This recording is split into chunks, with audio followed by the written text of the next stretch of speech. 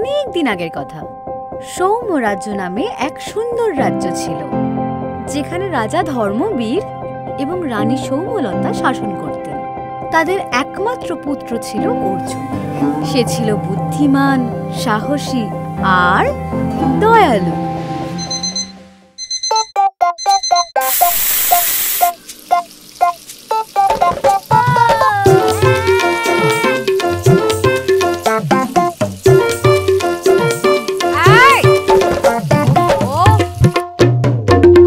কেনে বাবা? আমি তোমাকে ডাকাত থেকে প্রোটেক্ট করছি মা। ঘোড়া গাড়ি কিনে দেবে মাম্মা? এটা কি নাম্বার হয়েছে? হ্যাঁ, অঙ্কে 20-তে 5। পড়াশোনায় মন থাকলে তো তুমি তবে করবে। তুমি বোঝো যে মাসে কত টাকা খরচ হয়?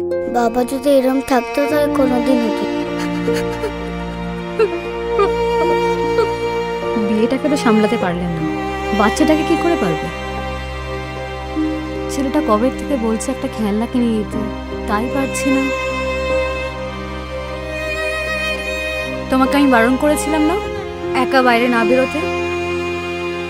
অর্জুন বিনীতভাবে বলল, আমি আমার নিজের জন্য কিছু চাইতে আসিনি। আর রাজা রানী গর্বিতভাবে অর্জুনকে বুকে জড়িয়ে বলল, তুমি তো আমার রাজপুত্র।